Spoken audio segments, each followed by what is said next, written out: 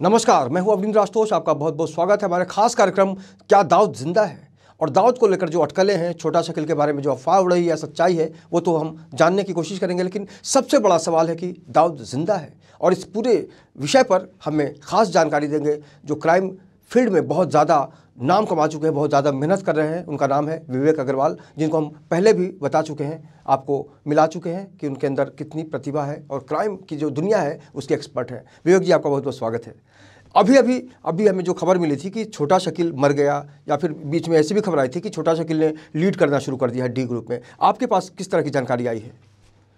देखिए, बहुत ही अलग अलग तरह की खबरें पिछले दिनों अखबारों में शाया हो रही हैं, और उन अखबारों में जो खबरें छपती हैं उनके ज़रिए जो टेलीविज़न मीडियम है या पोर्टल्स हैं उनमें भी वो खबरें जाना शुरू हो जाती हैं जी। समस्या इस बात की नहीं है कि छोटा शकील जो है वो दाऊद इब्राहिम से अलग हो गया कि नहीं। समस्या ये नहीं है कि छोटा शकील की मौत हो गई कि नहीं। ये भी कोई मायना खेज बात नहीं है कि दाऊद इब्राहिम की मौत हुई है कि नहीं। सबसे बड़ा मुद्दा ये है कि ये जो खबरें आ रही हैं वो कैसे आ रही हैं, क्यों आ रही हैं, और इनकी एथेंटिसिटी कितनी है, इनकी विश्वसनीयता कितनी है।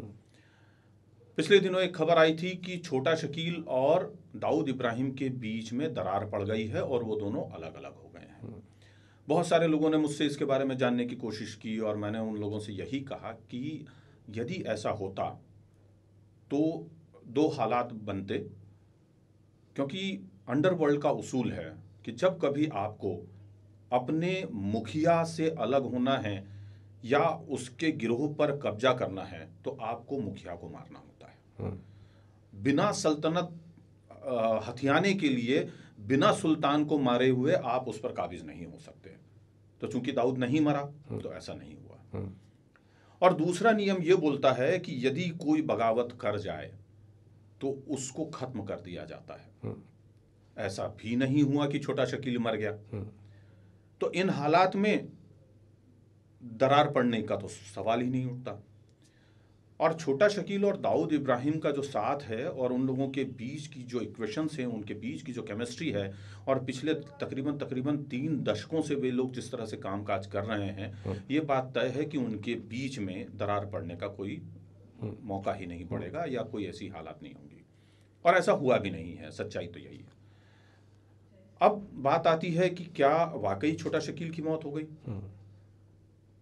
तो जब ये सवाल कुछ अखबारों से या कुछ चैनलों से पत्रकारों ने, और जो मुझे जानने वाले लोग हैं जो मेरी किताबें पढ़ते हैं, उन लोगों ने भी मुझे संदेश दिया या फ़ोन किया, तो मैंने उनसे बहुत एक सामान्य सी बात कही कि यदि इनमें से किसी व्यक्ति की एक की भी मौत हो गई है और आपको ये पता करना है कि वाकई ये खबर सच्ची है कि झूठी है, तो आप अपने किसी मित्र को जो कि डोंगरी इलाके में, नागपाड़ा क्षेत्र में या उस इलाके में रहता है जहां पर दाऊद इब्राहिम गिरोह का यानी डी कंपनी का पूरा सेटअप है, वहां पर जिनका कब्जा है, वहां पर किसी को भी एक को फोन कर लीजिए और पता कीजिए कि क्या वहां की दुकानें बंद हो गई, क्या वहां सियापा छाया हुआ है, क्या वहां मातम हो रहा है। अगर नहीं तो इसका मतलब है इनमें से किसी की भी मौत नहीं हुई है। बहुत सीधी सी बात है।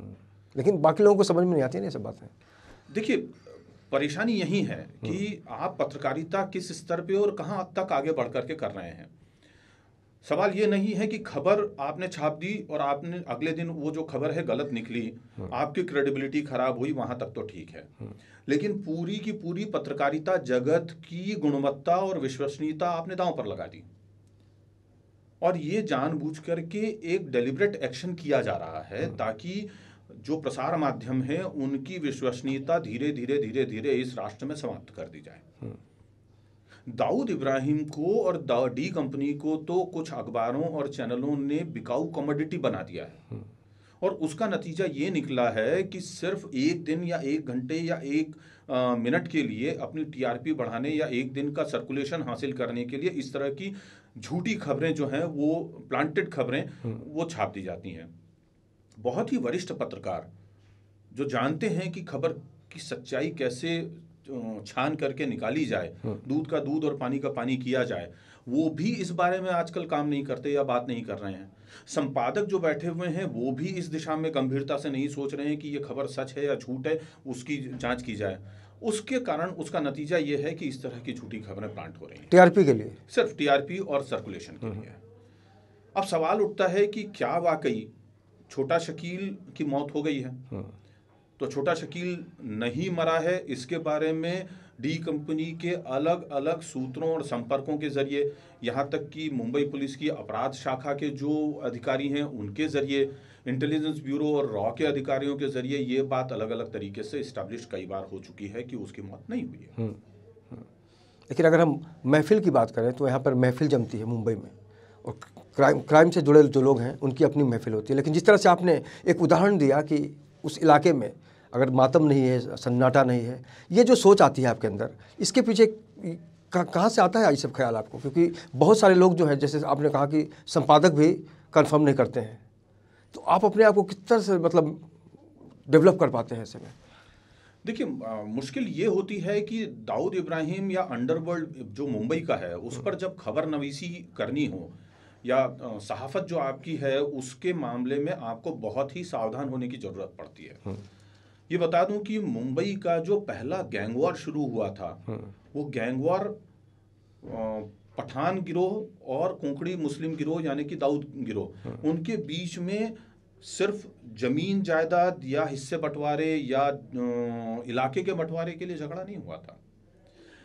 ये जो पहला गिरोह युद्ध हुआ था, जो पहली मारकाट मचनी शुरू हुई थी, वो एक पत्रकार की हत्या से शुरू हुई थी। इकबाल नातिक नाम का राजदार नाम के जो अखबार है उसके संपादक हुआ करते थे, और इकबाल नातिक जो है वो अंडरवर्ल्ड की खबरें बहुत ही बढ़ा चढ़ा करके और बहुत ही अच्छे तरीके से छापते थे। काल्पनिक अंदाज में?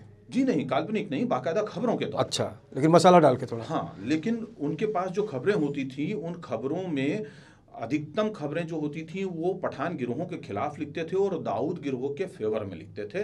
ये बात पठान गिरोह के लोग मानते थे, खासतौर से अमीर जादा और आलमजेब मानते थे। और ये दोनों जो हैं यही पठान कंपनी लीड करते थे। एक बहुत बड़ा मिसकॉन्सेप्शन है लोगों के जहन में कि पठान कंपनी का जो लीडर है वो दरअसल करीम लाला था। ऐसा नहीं है। करीम लाला जो है वो लाला कंपनी का डॉन था। अच्छा। तो लाला कंपनी चलाया करता था। पठान कंपनी तो असल में जो है कहना चाहिए तो वो ये दोनों भाई चलाते थे, और उनका और करीम लाला का किसी तरह का कोई ताल्लुकात थे भी नहीं। हालांकि वो जानते एक दूसरे को थे, रिश्ते परिवार से एक दूसरे से जुड़े हुए थे। समद पठान जो है वो जरूर इनका भतीजा हुआ करता था, करीम लाला का। और वो चूंकि बहुत ही एग्रेसिव था, बहुत ही गुस्सैल प्रवृत्ति का था, और अमीर और आलम के साथ में उसने काफ़ी सारी चीज़ें उन लोगों के संग की हुई थी। तो उसके कारण उन लोगों के बीच में एक गठबंधन दिखाई देता था, लेकिन वो था नहीं एक तरह से। और करीम लाला जो है वो इस तरह के खुरेंजी से, मारकाट से और एग्रेशन से हमेशा बचता था। उसके पास बाहुबलियों की सेना थी, लेकिन वो कभी भी सुपारी हत्याएं नहीं करते थे। न ही कभी भी उन लोगों ने किसी गरीब गुरबे या किसी ऐसे व्यक्ति को, निर्दोष व्यक्ति को गोली मारकर या गला टेंटुआ दबा करके उनसे हफ्ता वसूली की थी। तो जब इन लोगों ने समझा कि इकबाल नातिक बहुत ज़्यादा इस तरह से एग्रेशन दिखा रहा है और हमारे बरखिलाफ लगातार खबरें शाया कर रहा है, तो एक दिन उसे अगवा कर लिया, उसको बहुत ही बुरी तरह से टॉर्चर करके उसको मारा, और जो माहिम कॉजवे है वहाँ सड़क पर उसकी लाश फेंक दी। इस चीज़ से नाराज होकर के दाऊद इब्राहिम और साबिर उस समय जिंदा था, इन लोगों ने पठान कंपनी के लोगों पर हमला करना शुरू किया, और यहाँ से इस मुंबई शहर का और इस देश का पहला गैंगवॉर शुरू हुआ था। ये बहुत बड़ी जानकारी है लोगों के लिए। वाकई अगर इस तरह की घटनाएं सामने आती हैं तो अपडेट हो जाना चाहिए सबको। जो क्राइम की दुनिया का बादशाह होने की दावा करते हैं, बात करते हैं कि हम क्राइम की दुनिया में सब कुछ जानते हैं, लेकिन ऐसा नहीं है। जो सच विवेक अग्रवाल बता रहे हैं, ऐसे में आपको अपडेट हो जाना चाहिए। लेकिन पिछले दिनों राजनीति भी शुरू हो गई थी दाऊद को लेकर। राज ठाकरे का बयान आया था कि दाऊद आना चाहता है, आखिरी वक्त यहाँ गुजारना चाहता है। उसको आप कैसे देखते हैं? देखिए, 93 के बाद से ही ये राजनीति चल रही है। जो बमकांड हुए हैं उसके बाद से ही बीच में दाऊद इब्राहिम ने अपने लोगों के जरिए राम जेठमलानी जो कि देश के मशहूर वकील हैं, उनके पास संदेश भेजा कि वो हिंदुस्तान वापस लौटना चाहता है। राम जेठमलानी के ज़रिए उन्होंने मध्य महाराष्ट्र सरकार के पास में संदेश भी भिजवाया कि और उसने अपनी कुछ शर्तें रखी। वो शर्तें चूंकि महाराष्ट्र सरकार को स्वीकार्य नहीं थी, इसलिए दाऊद इब्राहिम का आना टल गया। ये बात सही है और इस बारे में स्वयं राम जेठमलानी ने बयान दिया है। बिल्कुल। तो तब से ही वो राजनीति चली आ रही है और बीच बीच में ये चीज़ें बहुत बड़े स्तर पर चल रही थी। बीच में मैंने भी एक खबर एक अखबार के लिए की थी, राष्ट्रीय स्तर का एक अखबार है, उसमें मैंने बताया था कि दाऊद इब्राहिम को 2014 के चुनावों के पहले कांग्रेस एमनेस्टी इंटरनेशनल के बाजरिए किसी और राष्ट्र से होते हुए भारत लाने की योजना बना रहे हैं और कांग्रेस जो है इस योजना में पूरे सुशील कुमार शिंदे को सामने रखेगी क्योंकि वो गृह मंत्री थे और उन्हें इस देश का नया शलाका पुरुष या नया लौह पुरुष के रूप में स्थापित किया जाएगा और उन्हें फिर प्रधानमंत्री पद का दावेदार या चेहरा दिखा करके उनके नाम से ये चुनाव लड़ा जाएगा।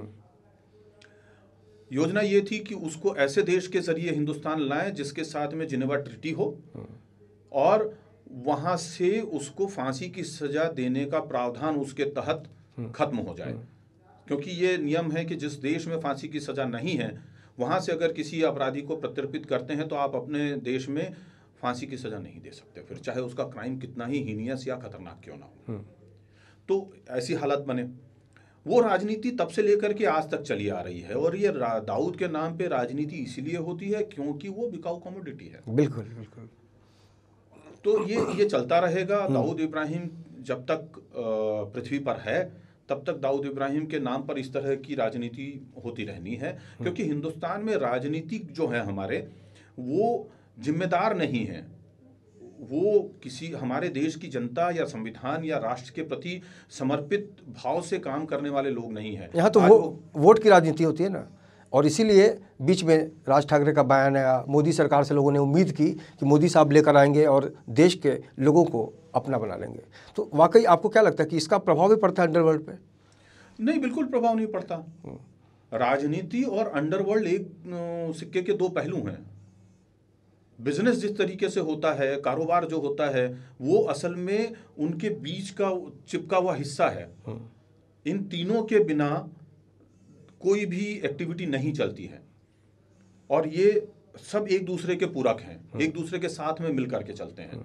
तो कारपोरेट हाउसेस, राजनीति और अंडरवर्ल्ड, ये तीनों एक दूसरे के साथ मिले हुए हैं और इनके कॉकस से ही, इनके गंदे गठबंधन के कारण ही बहुत सारी समस्याएं जो हैं न केवल देश में बल्कि विश्व में पैदा हो रही हैं। तो ये गठबंधन गंदा है और चूंकि मामला दाऊद से जुड़ा है, ये सवाल बरकरार है कि वाकई दाऊद जिंदा है। फिलहाल वक्त एक छोटे से ब्रेक का। ब्रेक के बाद हम जानेंगे कि अंडरवर्ल्ड में दाऊद के नाम पर और क्या क्या होता है। देखते रहिए हमारा एक खास कार्यक्रम।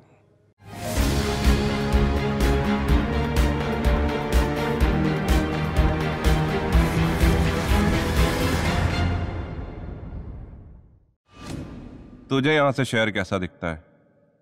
बहुत बड़ा नजर आता है ये शहर। खुद को बड़ा करेगा ना तो वही शहर छोटा नजर आएगा।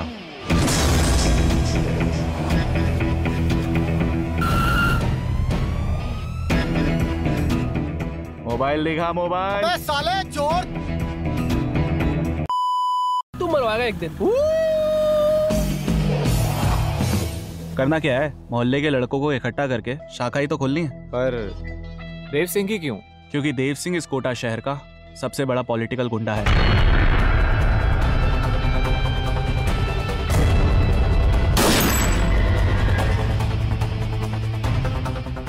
भौंक।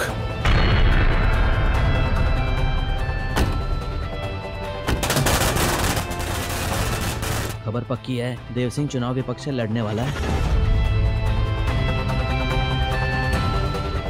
लोग हमें भुला दे मगर हम कभी भी किसी को नहीं भूलते।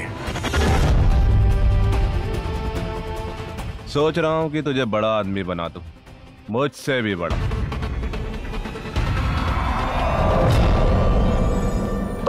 नदी में पत्थर फेंकने से कुछ नहीं होता विष्णु, वो बस इतनी बड़ी नदी में डूब जाता है।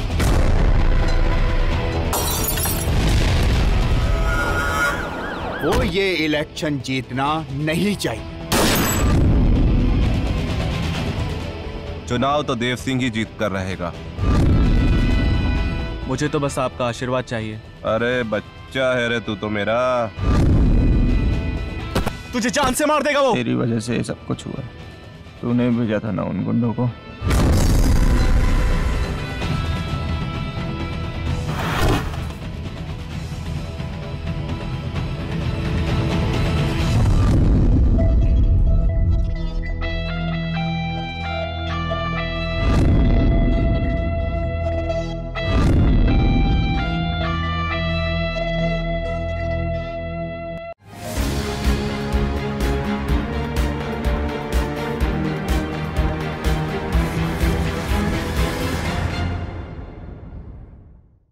ब्रेक के बाद आपका बहुत बहुत स्वागत है। आप देख रहे हैं दाऊद जिंदा है और हमारे साथ इस विषय पर जानकारी देने के लिए मौजूद हैं विवेक अग्रवाल, जिन्होंने क्राइम की दुनिया में अलग मुकाम बनाया है। मुंबई जैसी किताब से उन्होंने एक अलग नज़रिया पेश किया है दुनिया के सामने, और आज हम बात कर रहे हैं कि वाकई दाऊद जिंदा है या मर गया। ब्रेक के बाद आपका फिर से स्वागत है विवेक जी। ये जो सवाल मन में आता है बार बार कि वाकई जिंदा है या मर गया, इसको लेकर और भी तो ज़्यादा आपसे सवाल किए जाते होंगे। आपके सर्कल में तो बहुत लोग परेशान करते हैं आपको कि भैया क्या हुआ क्या हुआ। देखिए, दाऊद इब्राहिम के बारे में पिछले कुछ तकरीबन 2 या 3 सालों से कुछ ज़्यादा ही इस तरह की खबरें जो हैं आनी शुरू हुई हैं। तकरीबन हर चौथे छठे महीने में 5वें महीने में एक खबर आ जाती है कि दाऊद इब्राहिम की तबीयत बड़ी नासाज है। दाऊद इब्राहिम के बाएं पाँव में गैंग्रीन हो जाता है एक दिन, अगले दिन वो पाँव जो है वो काट दिया जाता है, तीसरे दिन जो है वो दाऊद की मौत हो जाती है। 3-4 महीने 5 महीने तक इस चीज़ को लेकर के जुगालियाँ होती हैं, खूब हल्ला गुल्ला मचाया जाता है, लेकिन उसके बाद में पता चलता है कि थोड़ी शांति आ गई, कोई और मुद्दा आ जाता है। फिर अचानक एक दिन से आता है कि दाऊद इब्राहिम जो है उसका लीवर खराब हो गया है, दाऊद इब्राहिम अस्पताल में भर्ती है, दाऊद इब्राहिम के साथ ये हो गया है। सवाल ये है कि हमारे चैनल या अखबार इन खबरों की पुष्टि क्यों नहीं करते? ठीक है, नहीं करते हैं। अब इन चीज़ों के कारण दाऊद इब्राहिम के बारे में बार बार इस तरह की खबरें आती रहती हैं। पिछले दिनों एक सज्जन ने सोशल मीडिया पर मुझसे ये बड़े दावे से कहा कि दरअसल दाऊद इब्राहिम मर चुका है और दाऊद इब्राहिम का सिर्फ नाम और खौफ डी कंपनी जिंदा रखे हुए है और उस चीज़ के तले, उसके नाम के ज़ेरे साया डी कंपनी आज भी अपना कामकाज चला रही है। उनका जो शक है वो जायज़ है, उनका ऐसा सोचना, क्योंकि इस तरह की घटनाएं होती हैं समाज में, बिल्कुल, देश में, विश्व में। लेकिन इस मामले में जैसे कि मैंने पहले थोड़ी देर बताया था कि अगर आप डोंगरी और उसके आसपास का जो इलाका है वहाँ पे जाएंगे और पता करेंगे तो आपको मालूम पड़ेगा कि वहाँ पर किसी भी किस्म की मायूसी नहीं है या वहाँ किसी भी किस्म का कोई भी संकट नहीं है, या वो लोग बिल्कुल आराम से मज़े से जी रहे हैं। तो इसी वजह से, क्योंकि दाऊद इब्राहिम की मौत नहीं हुई है, दाऊद इब्राहिम को उस पूरे इलाके में कौम का रखवाला के रूप में, अपने भाई और अपने सरपरस्त के रूप में देखा जाता है। देश उसे अपराधी मानता है, विश्व उसे अलग नज़र से देखता है, या अमेरिकन ट्रेजरी डिपार्टमेंट जो है उसने उसे डेजिग्नेटेड टेररिस्ट का संज्ञा दे करके और उसके या उसके ऑर्गेनाइजेशन और उसके कामकाज पे बैन लगा दिया है। उसकी एसेट्स जो हैं उसको फ्रीज करने के ऑर्डर्स भी जारी हुए हैं, लेकिन आज तक पूरे विश्व में कहीं भी दाऊद इब्राहिम की एक चवन्नी की भी एसेट फ्रीज नहीं हो पाई है। हिंदुस्तान में जितनी भी संपत्तियां उसकी फ्रीज हुई हैं या सील हुई हैं, वो सारी की सारी, ये बात याद रखिए कि इनकम टैक्स डिपार्टमेंट ने की है। अंडरवर्ल्ड एक्टिविटीज के कारण टाडा या मोका के तहत, या पोटा जैसे 3 सख्त कानून आए हैं उनके तहत, या फिर किसी और कानून के तहत, या आतंकवादी गतिविधियां करने के कारण किसी कानूनी तौर पे उसकी एक भी संपत्ति हिंदुस्तान आज तक इस देश में या पूरे विश्व में कहीं भी जब्त करने या राजसात करवाने में कामयाब नहीं हो पाया है। इससे बड़ी हमारे देश के लिए, हमारे कानून के रखवालों और हमारे नेतृत्व के लिए बुरी बात या नाकामी नहीं हो सकती। उतनी ही राहत है उसके लिए, राहत की बात तो है ही। और दूसरी चीज ये है कि जो उन सज्जन ने सवाल उठाया था कि वो उसका चेहरा बना करके, मुखौटा लगा करके और ये गिरोह अभी भी काम कर रहा है, इस बात में बिल्कुल सच्चाई नहीं है।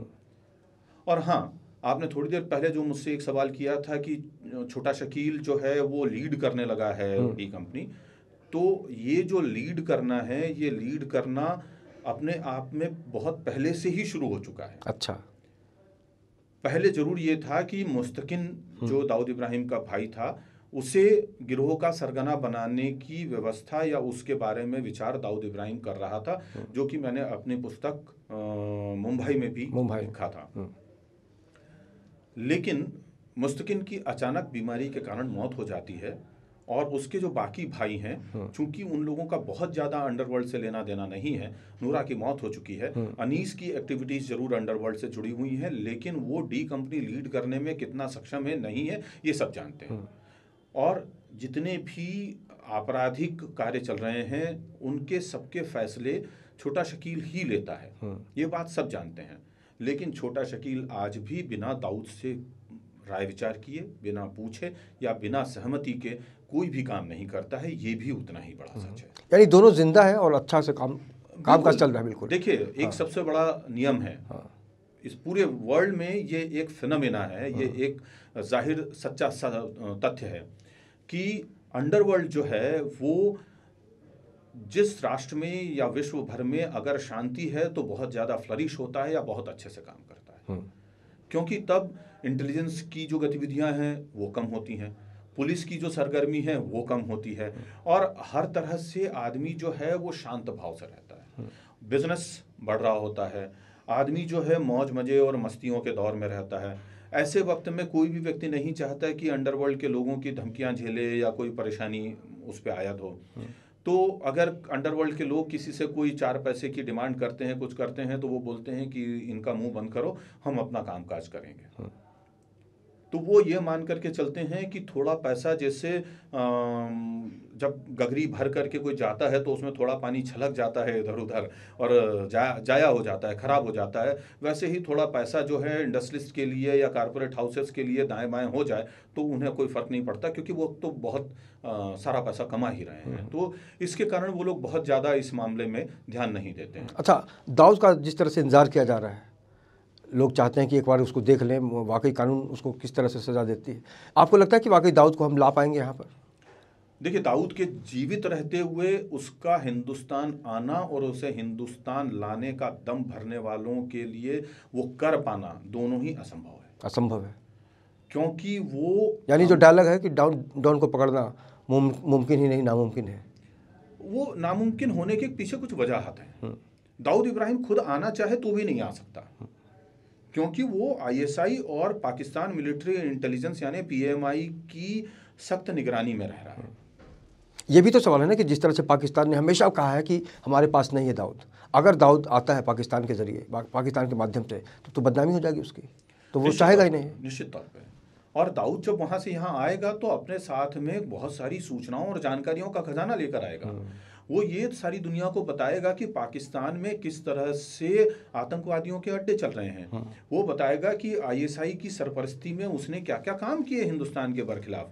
तो बहुत सारी ऐसी जानकारियां होंगी जो कि सारी दुनिया में जाएंगी और पाकिस्तान अंततः एक अंतर्राष्ट्रीय स्तर पे जो विश्व बिरादरी है उनके बीच में आतंकी राष्ट्र के रूप में चिन्हित हो जाएगा। तो ये चीज़ तो वो राष्ट्र और उसकी जो सबसे ज़्यादा खतरनाक खुफिया एजेंसी आईएसआई है वो करने देना चाहेगी ही नहीं। इसलिए दाऊद इब्राहिम का जिंदा पाकिस्तान से बाहर निकल पाना वैसे ही असंभव है। तो हिंदुस्तान लाने का ख्वाब देखना भी मूर्खतापूर्ण बात है। यानी कुछ फ़ायदा नहीं है ख्वाब देखकर, ये ख्वाब कभी पूरा नहीं होगा। तो ये एक सत्य है। इस कथ्य में तथ्य और सत्य दोनों नहीं है, और उसके पीछे सबसे बड़ी वजह यही है कि हम जो करना चाहते हैं उसके पीछे बहुत ही मेरे हिसाब से, या मैं बहुत ही स्ट्रांगली ये बात कहना चाहूँगा कि हमारे जो हुक्मरान हैं उनमें ये करने के लिए मूल रूप से विल ही नहीं है। विल पावर जिसे कहते हैं, इच्छा शक्ति नहीं है, इच्छा शक्ति कहते हैं, वो ही नहीं है। अगर दाऊद मर जाता है, खुदा न खास्ता, जो भी खबर आ रही है, अगर ये खबर सच हो जाती है कि दाऊद वाकई मर चुका है, तब डी कंपनी का क्या अस्तित्व होगा, क्या भविष्य होगा? देखिए, दाऊद गिरोह उसके बावजूद चलता रहेगा, क्योंकि दाऊद गिरोह में तकरीबन जहाँ तक हमारी जानकारी है 5 लाख से ज़्यादा सदस्य हैं और पूरे देश और पूरे विश्व भर में फैले हुए हैं। उनका फुटप्रिंट जो है वो करीब करीब 40-42 देशों में है, जिसमें अमेरिका आता है, रशिया आता है, चाइना आता है, नेपाल तो है ही सही, उनका एक तरह से दूसरा घर है भारत के बाद में, दुबई उनका तीसरा घर है एक तरह से भारत के बाद में, खाड़ी देश जिन्हें कहा जाता है गल्फ कंट्रीज़, वो सारे के सारे देश उनके लिए बेस्टियन हैं, उनके वो खेल कूद करने वाली जगह हैं एक तरह से कहना चाहिए। और विश्व के कई ऐसे देश हैं जहाँ पर उनके कामकाज चल रहे हैं, जैसे ऑस्ट्रेलिया है, वहाँ उनका बहुत बड़ा बिजनेस इंटरेस्ट है। जैसे आपको बताऊं कि चाइना में उनका बहुत बड़ा बिजनेस इंटरेस्ट है, वहाँ पर उन लोगों ने काफ़ी बड़ी मात्रा में अपने लिए चीज़ें खड़ी कर ली हैं। तो उनका इतना बड़ा विस्तार हो चुका है कि उसकी वजह से दाऊद इब्राहिम का गिरोह या दाऊद इब्राहिम के जो लीगल बिजनेस हैं और इलीगल हैं वो सारे के सारे चलते रहेंगे। बस फ़र्क इतना होगा कि दाऊद इब्राहिम नहीं है तो दाऊद इब्राहिम का परिवार अपनी जगह रहेगा, लेकिन छोटा शकील जो है दाऊद इब्राहिम का ये जो गिरोह है, जैसे डी कंपनी कहा जाता है, उसे पूरी तरीके से अपने दम पर चलाते रहेगा आगे। बाद में उसका ये हो सकता है कि डी कंपनी का नाम बदल करके CS कंपनी हो जाए, यानी छोटा शकील कंपनी। आज भी जो लोग हैं अंडरवर्ल्ड के जानकार लोग, वो ये बात कहते ही हैं कि जैसे दाऊद इब्राहिम गिरोह में डी कंपनी के अंदर ही नाना कंपनी होती थी जो कि छोटा राजन की थी, वैसे ही CS कंपनी होती थी जो कि छोटा अलग अलग गुट भी तो रहता ही है उसके अंदर। हाँ, उस देखिए उसको गुट नहीं बोला जाएगा, उसे सब गैंग बोलते हैं, सब गैंग, उप गिरोह कहा जाता है। और डी कंपनी में ऐसे उप गिरोहों की संख्या तकरीबन 2 दर्जन है, जिसमें डोसा कंपनी भी है, जो मुस्तफ़ा डोसा, मोहम्मद डोसा, वो दोनों भाई, वो लोग भी जो इनका है पूरा नार्को ट्रेड अलग से संभालते थे। अब जैसे इनका पूरा का पूरा कारोबार नकली करेंसी का है, वो संभालने वाले लोग जो हैं वो अलग हैं। उनका जो सिपह सालार है वो विक्रम परमार और छप्पन टिकली, वो बांग्लादेश से पूरा काम ऑपरेट कर रहा है।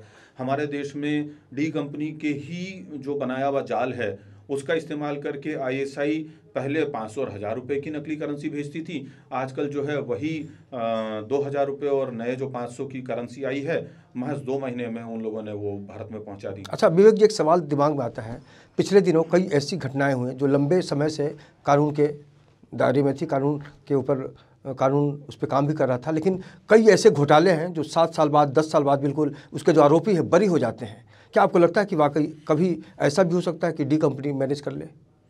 देखिए, इसमें मैनेज करने वाली कोई बात ही नहीं है। मेरे सामने ऐसे मुकदमे मामलों की पूरी फहरिस्त है जिसमें अंडरवर्ल्ड के लोगों के खिलाफ मुंबई पुलिस ने बहुत ही अच्छा केस फाइल किया, बहुत बढ़िया चार्जशीट लगाई, और करीम लाला हाजी मस्तान के वक्त से लेकर के और आज तक 2017 तक ऐसे मुकदमों की संख्या सैकड़ों में है, जिसमें बाकायदा सबूत पेश किए, बाकायदा चश्मदीद गवाह पेश किए, लेकिन कानून में जो कुछ छेद हैं उन छेदों का सहारा ले करके ये अंडरवर्ल्ड के लोग बच जाते हैं। सबसे बड़ी बात तो ये कि जो गवाह होते हैं पुलिस के, उन्हें इस तरीके से धमकाया और टेरराइज किया जाता है धीरे धीरे कि वो अदालत में आना ही नहीं चाहते। उन्हें अपनी जान की फिक्र है, उन्हें अपने परिवार की जान की फिक्र है, काम धंधे की चिंता है।